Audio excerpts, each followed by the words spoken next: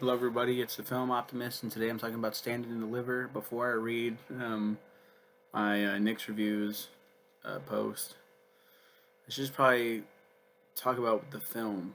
I don't really talk too much about it in my review. That's a recurring theme back then. I just like ramble incoherently with some of these things, and I feel like this movie is way too fucking important just to just glance over. Just um, in the early 1980s, it's based on a true story. In the early 1980s, Jamie Escalante becomes a mathematics teacher at James A. Garfield High School in East Los Angeles.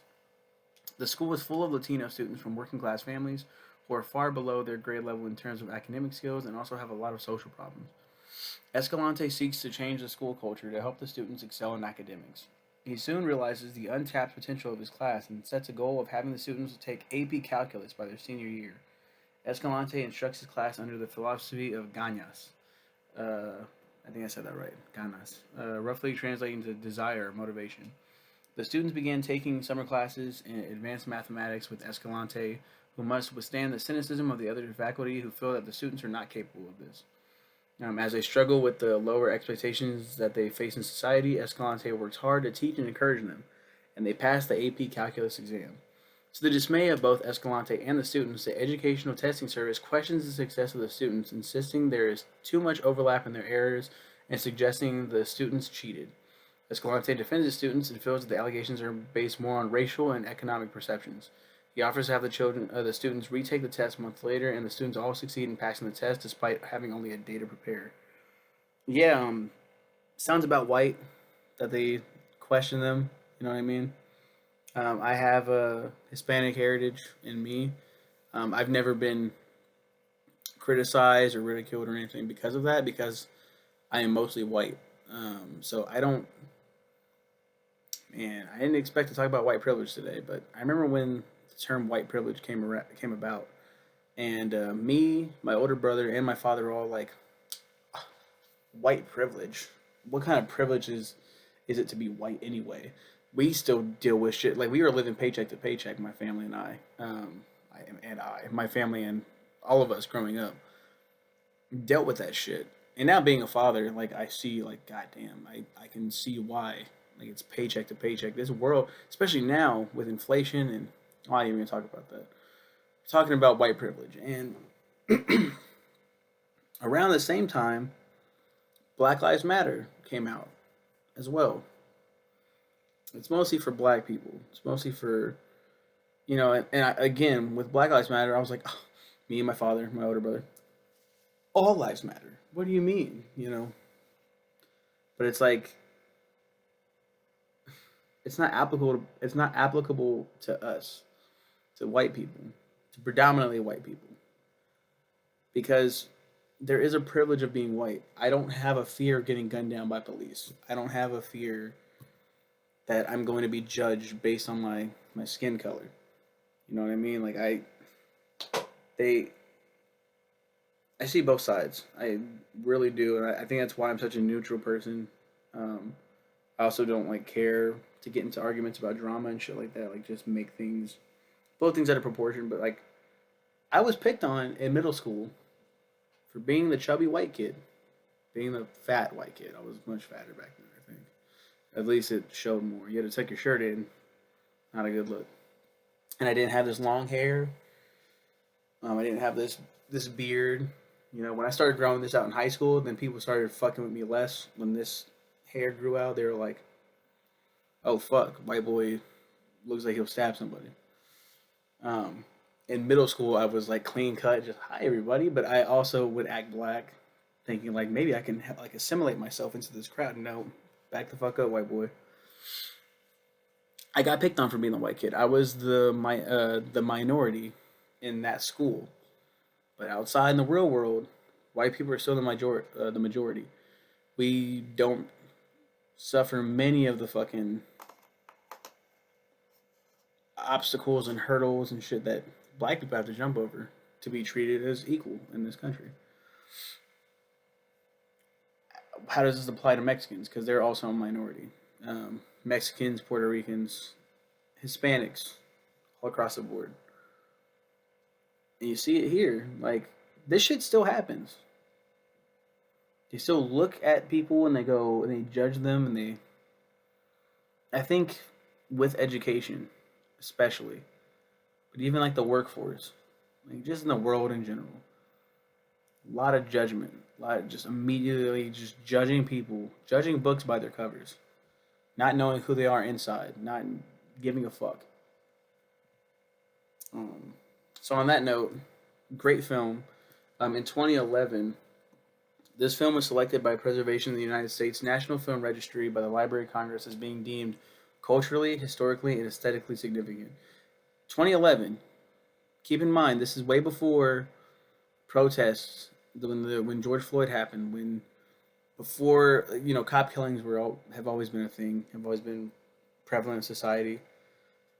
2011 is not a hallmark year by any means. It's not like, oh my god, like no, it's Barack Obama was president. We had like they didn't do this as a means to be like, look at us, we're awesome. It's this film is that damn important. Um, Kind of getting kind of emotional. The film's title refers to the 1987 Mr. Mr. song of the same name. Now, please enjoy while I completely ruin this review by reading my old review. And feel free to be like, you're fucking stupid. Sounds kind of like a porno name to me. Hey, big boy, why don't you stand and deliver? Zip. Both my mother and my sister were in shock when I told them that I never heard of this film. Mr. Escalante looks like a Mexican equivalent to Mr. Rogers, much like how this movie seems like the Mexican equivalent to The Breakfast Club. I can explain. This movie was fantastic. This is kind of a spoiler alert, but when Mr. Escalante, played by Edward James almost, had a heart attack, I screamed, "Oh my god! Edward James almost died!" You get it? Whatever. Pinche madre. There isn't a lot wrong with this movie, except the scene where Escalante and that other math teacher are chasing the gang members, and the whole damn scene ends with the other guy's pants being ripped. Seriously, what the fuck? You know who requested this movie? Nisa Armendariz. You've probably heard of her. No? Okay, go watch this film. I never explained how this is the Mexican equivalent to The Breakfast Club. What a terrible comparison. The Breakfast Club is a phenomenal film. Phenomenal film.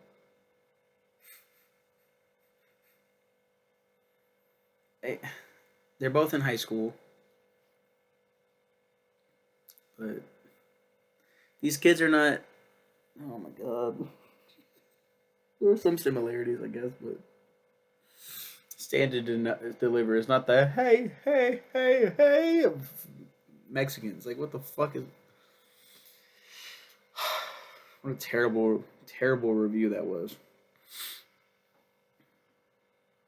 Go watch the film for yourself if you haven't seen it for yourselves. I'm talking to you, one viewer. And thanks again, Nix. I think you still hold the record. I don't think it's been broken yet for most requests. So thank you so much. And I can see why this movie is important to her. She's Hispanic. You know what I mean? Like, this movie is important. It should be important to everybody. It's such a great film. I did laugh. Okay, I do want to mention a scene that made me like, oh my god. One of the kids is played by Lou Diamond Phillips, Angel Guzman. Lou Diamond Phillips is Hispanic. He played Richie Valens in La Bamba. Yes, he's I think Lou Diamond Phillips. You see him, yes, he looks Hispanic. Is he of Hispanic heritage? It says he's an American actor. I don't see anything. Yeah, he's born in the Philippines. The son of Lucita Umayam Aranas and Gerald Amon Upchurch. A Marine. His mother, a native of Candelaria, Zambales, is Filipina. His father was an American of Scots, Irish, and Cherokee descent. Phillips was named after the U.S. Marine Leland Lou Diamond. After his father's death, he was adopted by his stepfather, and his surname was changed to Phillips. And his name used to be Lou Diamond Upchurch. which is still a cool name. Lou Diamond is just a dope name. But so Lou Diamond Phillips in this movie plays an angel on hell, and he's like, "Yeah, fool," and he's totally like that guy, like, "Yeah, yeah, I'm a gangster, bro," like, and it's like I can't take him seriously as this Hispanic dude, and like at one point, like he's definitely the troubled kid out of all of them. Um, the whatever the guy's name is from Breakfast Club, he's that guy. He's the breakfast.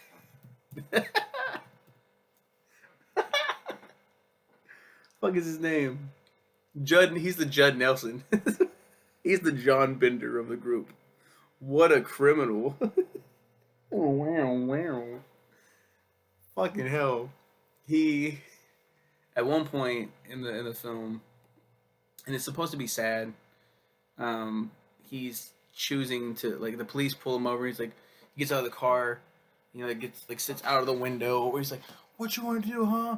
What you want to do, SA, huh?" And he bangs his fucking head on the hood. And he's like, "What, huh?" And does it again. And it's like,